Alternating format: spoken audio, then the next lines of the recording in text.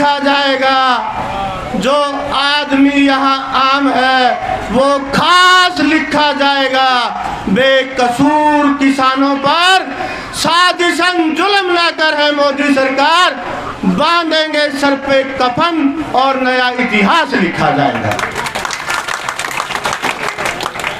मान और सम्मान की के योग आज के धरने की अध्यक्षता कर रहे अध्यक्ष जी और स्टेज संचालन कर रही पूनम बडनपर जी और तमाम मेरे दादा तुल्य पिता तुल्य बुजुर्गों नौजवान साथियों, हिंदुस्तान की देवी मेरी माता मेरी बहनों, इस देश का भविष्य प्यारे बच्चों, बुजुर्गों नौजवान साथियों, ये आंदोलन सिर्फ किसानों का आंदोलन नहीं है, ये आंदोलन देश की दिशा और दशा देने का आंदोलन है। ये आंदोलन हमारी देश की तकदीर और तस्वीर को बदलने का आंदोलन है और इस आंदोलन को हम हथियारों से नहीं बल्कि हौसलों से लड़ेंगे और ये आंदोलन हम जीत करके ही घर आएंगे, ये मैं आपको विश्वास दिलाना चाहता हूँ। साथियों, मैं अभी फेसबुक देख रहा था और उस पर खबर आई है कि कल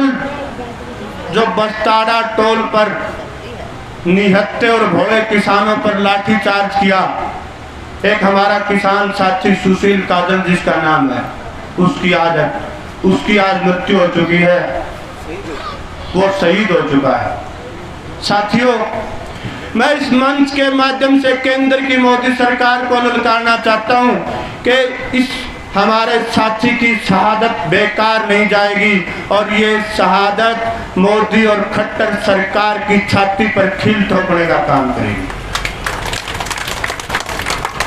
और मैं बताना चाहता हूं केंद्र की मोदी सरकार को कि मोदी जी, हमारे 650 किसानों की शहादत हो चुकी है।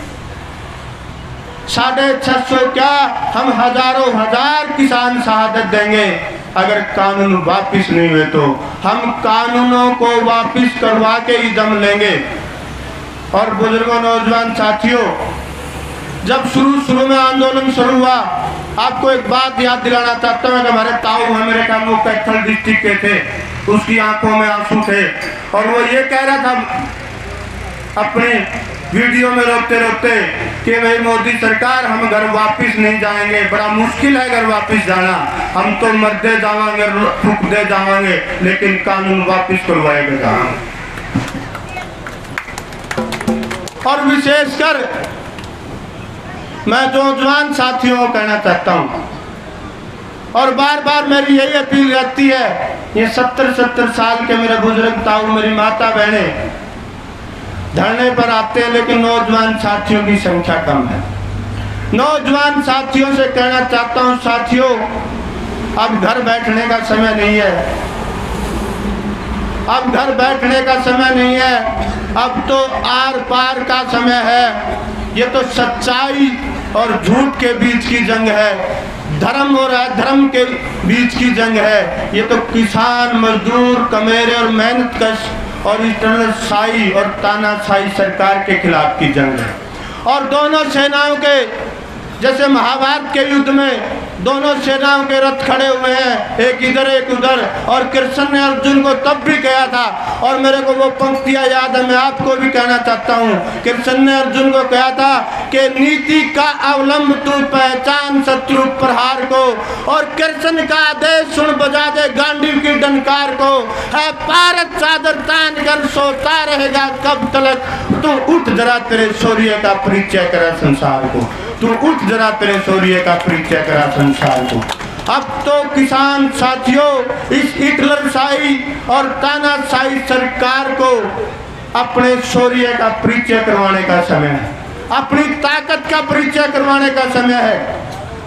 साथियों, किसान, कमेरे और मेहनत के साथियों से मैं केवल और केवल एक अनुरोध करना चाहता हूं कि दिल्ली के बड़े बड़े महलों में बैठने वाले लोग हमारी किस्मत का फैसला करते हैं, वो कभी हमारे हमदर्द नहीं हो सकते, चाहे वो किसी पार्टी के भी हो। हमारी समस्याओं का उनको ज्ञान नहीं है। आज तेल के रेट बढ़ रहे हैं, घी के रेट बढ़ रहे हैं, मोटरसाइकिल स्कूटर के दाम बढ़ रहे हैं, ट्रैक्टर के दाम बढ़ रहे हैं, कीड़े मार दवाइयों के दाम बढ़ रहे हैं और हर उस चीज के दाम बढ़ रहे हैं जो मोदी अंडानी और अंबानी की फैक्ट्रियों में पैदा होने वाली चीजें हैं। और किसान और कमेरा वर्ग अपनी मेहनत कर करके दिन रात पसीना बहा करके धरती माता का सीना चीर करके अन्न पैदा करता है, उसके दाम बढ़ते नहीं, उसके दाम नहीं बढ़ रहे। और यही कारण है कि हमारे किसान भाई कर्जे के तले दब दब के हर रोज आत्महत्याएं कर रहे हैं। साथियों, मैं ज्यादा न कहते हुए सिर्फ एक बात कहना चाहता हूँ।